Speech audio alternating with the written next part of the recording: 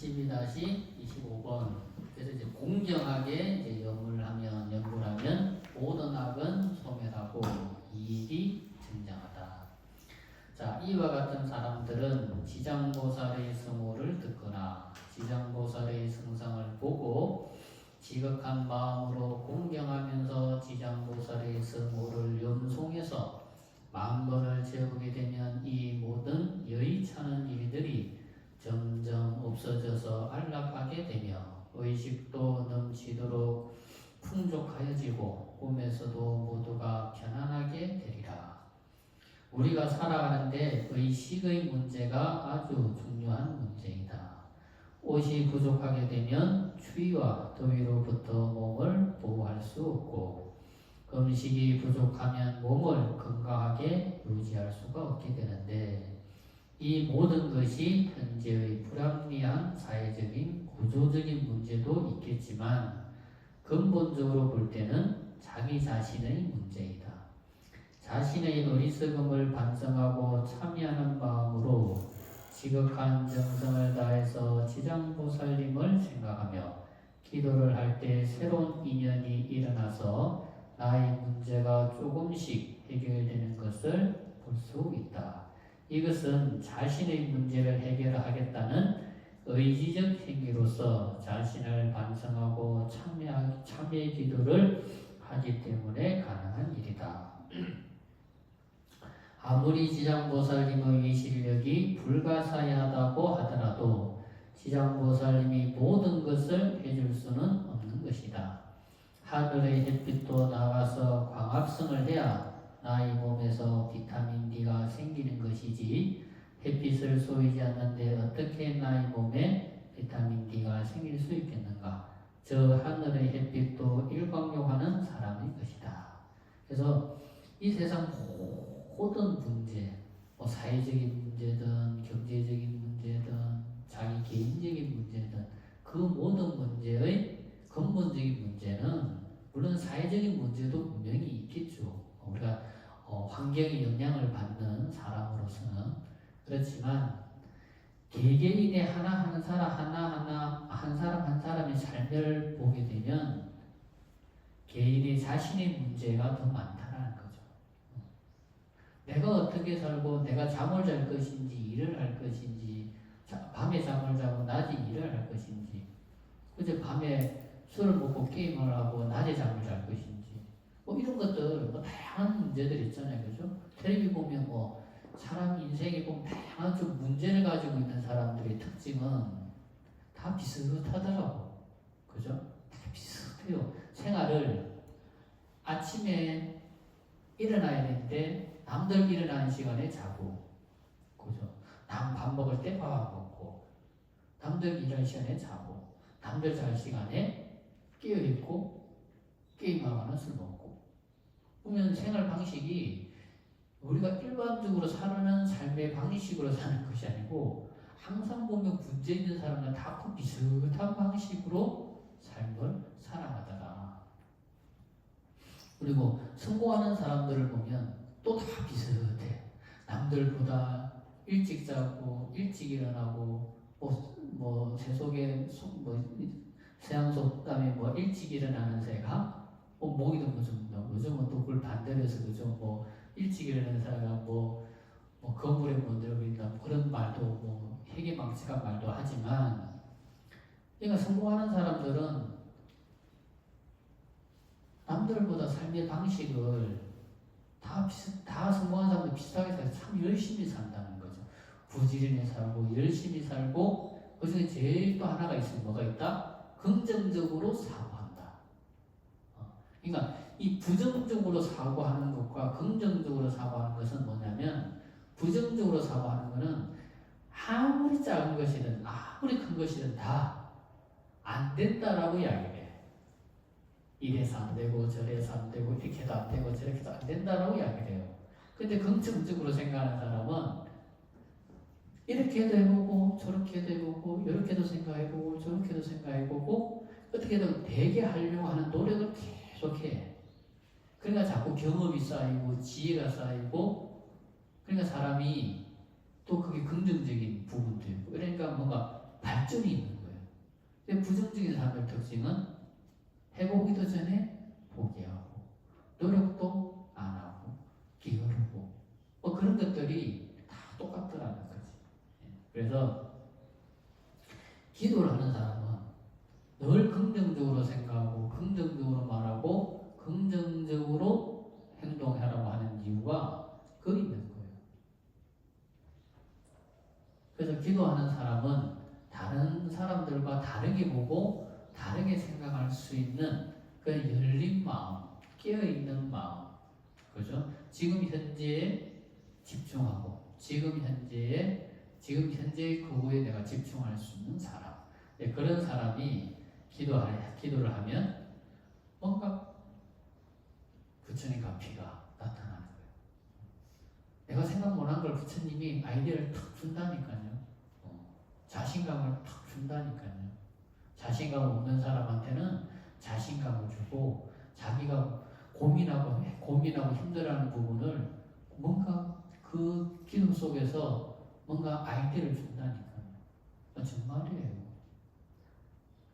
어떤 저사님이 예전에 나한테 그런 이야기를 하더라고. 와가지고 스님 제가 사업을 하려고 그러는데 사업을 할까요? 말까요? 그렇게 보는 거야.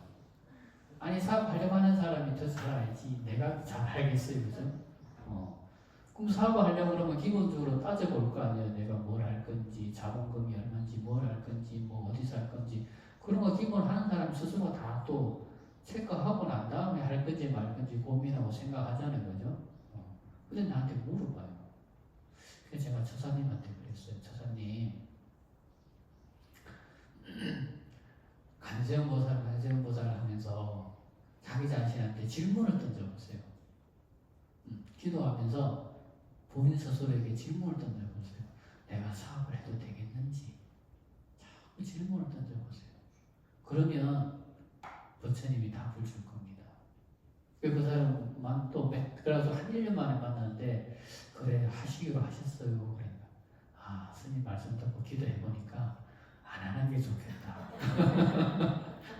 안 하는 게 좋겠다. 이게 탁 떠오르더라는 거예요. 그러니까 뭐 하려고 할 때는 된다라고 생각, 뭐든지 하려고 하잖아요. 뭐 이렇게 되고 저렇게 하면 된다라고 생각하지만 자꾸 자기 자신한테 질문을 던지니까 내가 가진 돈이 충분한지 넉넉한지 지금 시기가 맞는지 내가 하려고 하는 그 종목이 사업하려고 하는 종목이 지금 괜찮은지 이런 걸 자꾸 생각하게 되더라는 거지. 그러다 보니까 결론을 내리기를 안 하는 게 낫겠다. 그건 뭐예요? 자기 기도를 하면서 자꾸 질문을 던지니까 그냥 질문 던지면 어떻게 해? 무조건 하면 된다라고 생각할 거 아니에요. 그죠? 근데 기도를 하면서 자꾸 부처님 제가 해도 되겠습니까? 자꾸 기도하면서 질문을 던지니까 자기가 못 보던 것을 생각하게 되고 자기가 못 보는 것을 보게 되니까 이렇게 돼보니까 역시 안 되겠다. 그래서 깔끔하게 포기를 했다는 거예요. 그게 뭐예요? 기도를 하면 부처님한테 질문을 던지면 그 부처님 답을 주는 거예요. 또 열심히 기도한 부처님이 뭔가 딱 지혜를 주거나 아이디어를 주거나 지혜를 줘요. 우리가 지혜가 없기 때문에 무슨 문제가 생기고 뭐 문제를 해결을 못하는 거지 정말 지혜가 딱 열리잖아요. 그러면 다 해결할 수 있어요.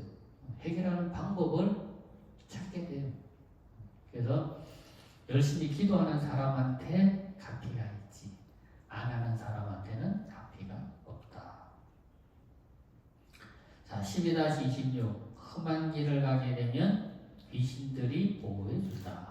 다시 또 관세음보살이여 만약 미래세의 어떤 선남자 선여인이 혹은 생업 때문에 혹은 공적인 일과 사적인 일 때문에 혹은 생사와 관련한 일 때문에 혹은 급한 일로 인해서 깊은 산림에 들어가게 되었거나 강이나 바다 같은 큰 물을 건너게 되었거나 혹은 험한 길을 지나가게 되었을 적에 이 사람이 먼저 지장보살의 성호를 10,000번 염송한다면 그가 지나가는 곳의 토지신들이 호위하여서 행조자와의 언제나 편안할 것이며 내지는 호랑이와 사자 같은 온갖 독극물들을 만나더라도 손상을 입지 않으리라. 자, 살다 보면 어쩔 수 없이 생계를 위해서, 수행을 위해서, 좋은 서성을 찾기 위해서, 머나먼 타국에서 공부를 하기 위해서, 성지순례를 가기 위해서, 이처럼 목적은 다르지만 타국을 가거나 험도를 가게 되거나 험한 일을 하게 되거나 험한 위험한 일을 하게 되었을 때를 말하는 것이다. 그래서 두려움이 많은 사람, 왜 두려움이 많은 사람들 중 그런 사람들 있잖아요. 어두우면 그냥 이유 없이 두려워. 보살님들 좀 그런 사람 많잖아요. 좀 밤이 무서운 사람, 불 끄고 있으면 무서운 사람, 그죠? 누가 옆에 있어도 무섭고, 그런 뭔가 근원적인 뭔가 두려움, 그런 근원적인 불안이 있는 사람들이 있어요. 그럴 때는 관세음보살 하거나 시장보살 하거나 아미타불 하거나 나무사딸마 분다리카 수도를 하거나 이렇게 하면 그게 처음에는 힘들지만 그걸 계속 이렇게 하면 그래서 그 나름의 그 공포를 한번 탁 벗어나면 그런 두려움이 좀 덜해요. 무섭지가 않아요. 그리고 그렇게 하다 보면 관세음보살님이 나를 보호해주고 계신다. 시장보살님이 나를 보호해주고 계신다. 아미타 부처님이 나를 보호해주고 계신다. 나무사타를 분다리까 수도라면 시방 부처님께서 늘 나를 혼용해주고 계신다. 이런 마음이 탁 마음속에 있잖아요. 그게 탁 자리 잡잖아요. 그러면 그런 두려움이 싹 사라지고 없어요. 근데 그렇지 않으면 뭔가 이 마음속에서 뭔가 묘한 그 두려움이 올라와가지고 무섭고 두려운 거거든요. 그러니까 두려움이 있을 때 그런 무서운 마음이 일어날 때 그렇게 기도를 하면 그래서 그것이 반복이 되고 반복이 되고 반복이 되면 어느 순간 그 두려움과 무서움에서 벗어날 수가 있어요. 그리고 뭔가 진짜 뭐 중요한 일을 어디를 가게 되면 뭐 미리 이렇게 부처님 전에 정성을 다해서 기도를 하고 가게 간다거나 이러면 그 보이지 않는 그런 유움이 살아서요. 일제 진짜 토지신, 호흡신들이 지켜줍니다. 스님들이라고 해서 갑작스러운 뭐 비명 행사를 안 당하는 게 아니거든요. 스님들이라 하더라도 자기가 열심히 기도 안 하고 산다거나 우연한 이게 뭔가 안 좋은 기운이 탁 엮이면 스님들이라고 하더라도 사고 나는 사람들이 있어요. 내 아는 선배 스님은 자기 은사 스님한테 찾아간다고 길을 가는데 지금은 88도로가 뭐 2차선으로 편도 편도 2차선으로 됐지만 난 편도 1차선일 때 지나가는데 갑자기 차가 커브를 밟는데 갑자기 차가 휙 돌아보더래요. 차가 휙 돌아가지고 중앙선 넘어서 반대쪽 차가 꼬로 박힌 거예요. 근데 자기가 순간 와 내가 이러다 죽겠구나 순간 그 생각이 탁 들더래요. 그래서 내가 자기가 간세모살 했대요. 근데 차가 콱 막혔는데 차만 뭐 배차시키고 스님은 크게 다치진 않았대요. 그래서 사건 정리를 다 하고 렌트카를 해가지고 그냥 더 가봤대요. 갑자기 이유 없이 차가 휙 돌았으니까 비가 온 것도 아니고 그 돌에 물기가 있었던 것도 아닌데 갑자기 차가 휙 돌았으니까 그래가지고 한번 가봤대요.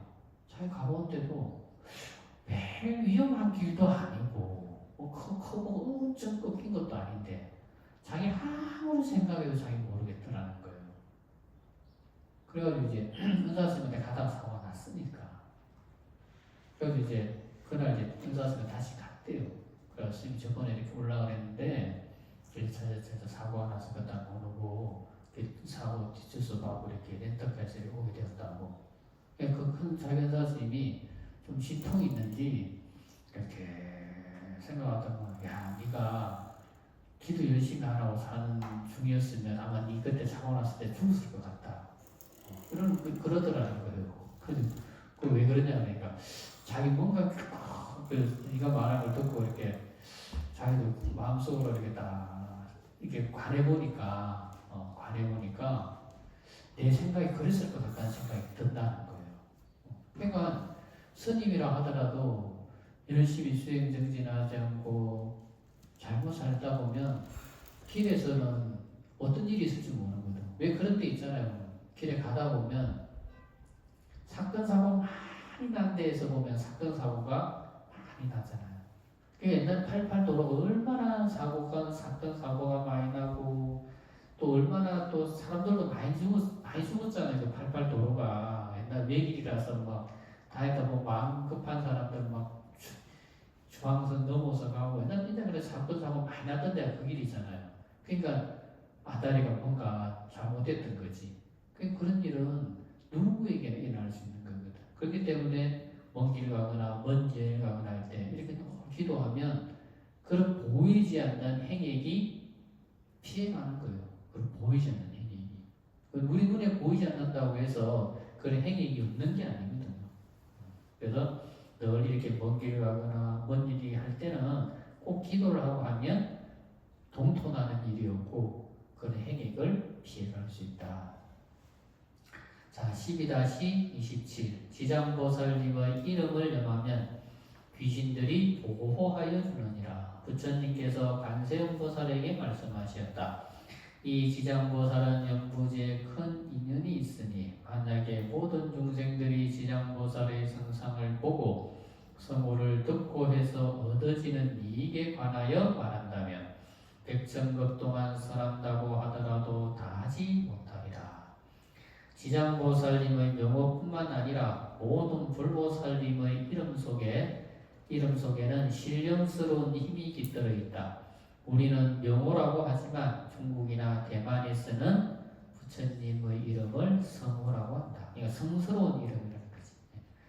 명호보다 성호가 더 좋을 것 같다. 성호라는 말에는 성스럽다는 뜻이 담겨있기 때문이다. 자, 12-28 중생을 이롭게 하는 인연이 다음이 있느니라. 자, 부처님께서 관세음보살에게 말씀하셨다. 이 지장보살은 연부지에 큰 인연이 있으니 만약에 모든 중생들이 지장보살의 성상을 보고 성호를 듣고 해서 얻어지는 이익에 관하여 말한다면 백천급 동안 설한다고 하더라도 다하지 못하리라. 자, 중생의 수를 헤아릴 수 없기에 이익을 얻는 중생의 수도 헤아릴 수 없으며 그것을 말로 다 설명할 수가 없는 것이다. 자, 12-29 위실력으로 널리 유포하기를 부촉하시다. 이런 까닭에 관세음 보살이여 그대의 위실력으로서 이 보는경을 유포한다면 사바세계의 중생들로 하여금 백천만급토록 영원히 안락을 누릴 수 있게 할 수 있느니라. 자, 부처님께서 관세음 보살에게 삼천대천세계에 널리 이것을 알려서 누구나 지장보살님의 구원을 받아서 생사의 윤회에서 벗어나게 하기 위해서이고 부처님께서 관세음보살님에게 지장보살님의 말씀을 널리 전하라고 부촉하신 것은 모든 불보살의 공통의 목표가 중생무변 서원도이기 때문에 가능한 것이다. 12-30 처음의 개송은 총괄적으로 지장보살님의 덕을 노래하시다. 이때 세존께서 개송으로 말씀하셨다. 내가 지장보살의 위실력을 살펴보니 항아사급을 설하여도 다하기 어렵도다. 한순간만 보고 듣고 우러러 예배하여도 인천을 이롭게 하는 일이 한량이 없느니라. 여기의 개송을 중송이라 한다. 중송이라는 말은 앞에서 관세음보살님에게 설법하신 내용을 다시 압축해서 일러주시는 것이다. 앞의 내용의 반복이라고 보시면 된다. 그래서 앞의 내용의 반복이기 때문에 따로 설명을 붙이지 않겠다. 부처님께서 지장보살님의 불가사의한 위실력과 공덕을 관하시고는 이것을 인간의 언어로서는 모두 선설할 수 없음을 말씀하고 계신다.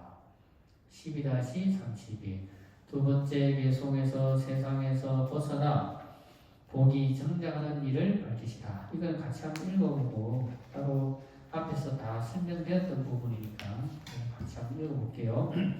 만약에 선남 선녀나 용신들이 과부가 다하여 악도에 떨어지더라도 지극한 마음으로 지장보살의 존상에 기한다면 수명은 점점 늘어나고 죄의 업장은 모두 소멸하리라.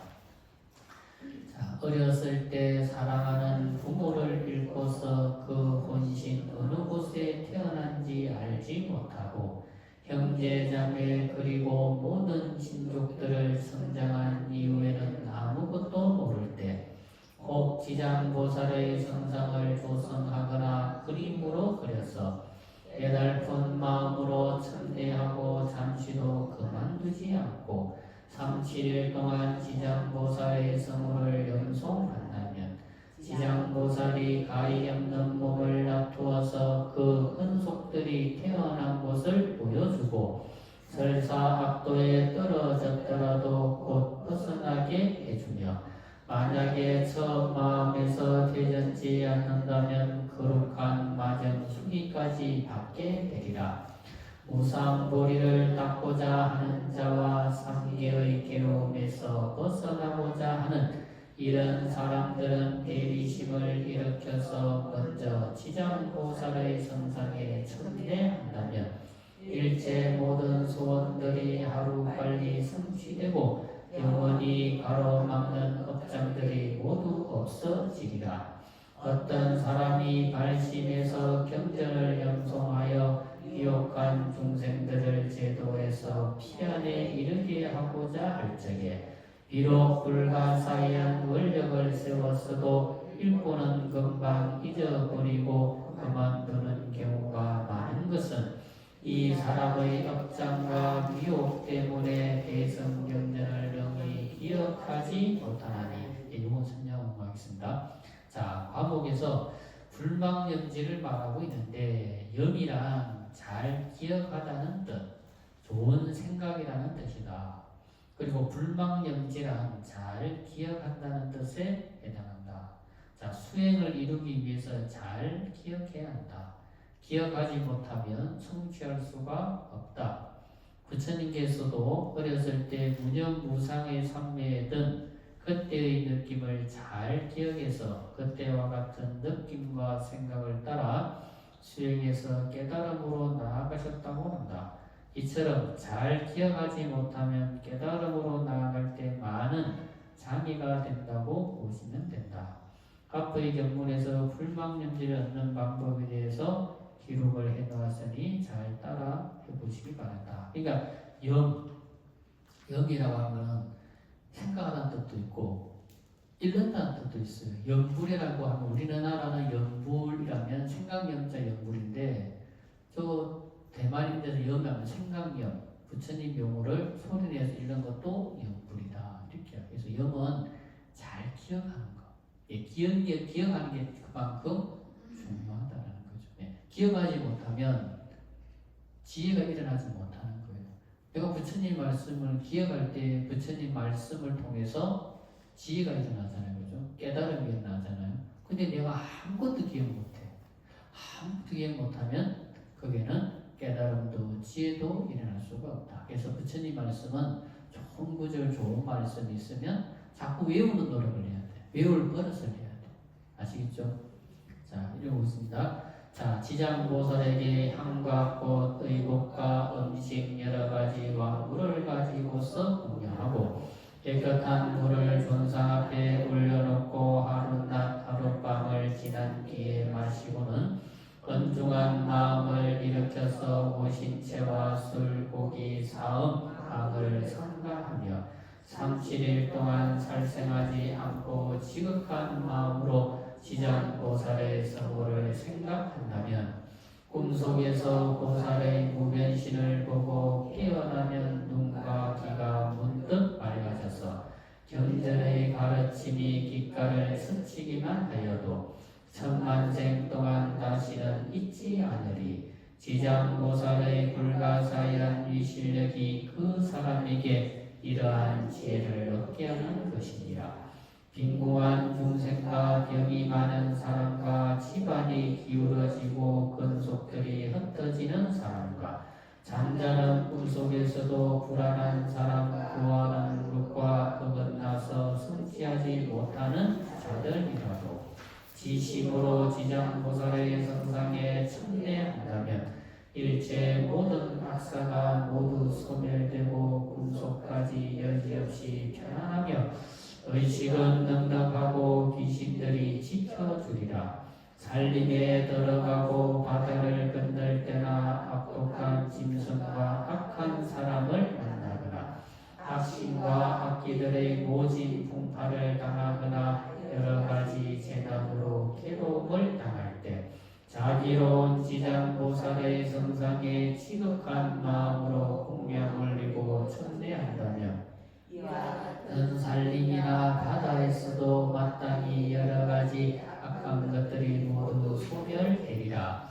간세음 보살이여 지극한 마음으로 내 말을 들어라.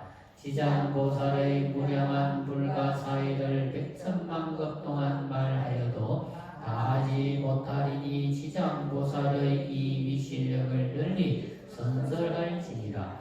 지장보살의 성호를 사람들이 만약 듣고 성상을 보고 우러러 예배하는 자가 향과 꽃, 의복과 음식을 받들어서 공양을 올린다면 백전생 동안 묘한 즐거움을 받으리라. 만약에 이 공덕을 법계에 해야 한다면 마침내는 성불하여 생사를 초월하리니 이런 까닭에 관세음 보살이여 잘 알아서 널리 여러 국토에 두루 알릴지니라. 오늘 이와 같이 해서 강의를 마치도록 하겠습니다. 이제 다음 주면 이제 총강을 할 것 같습니다. 참 긴 시간 동안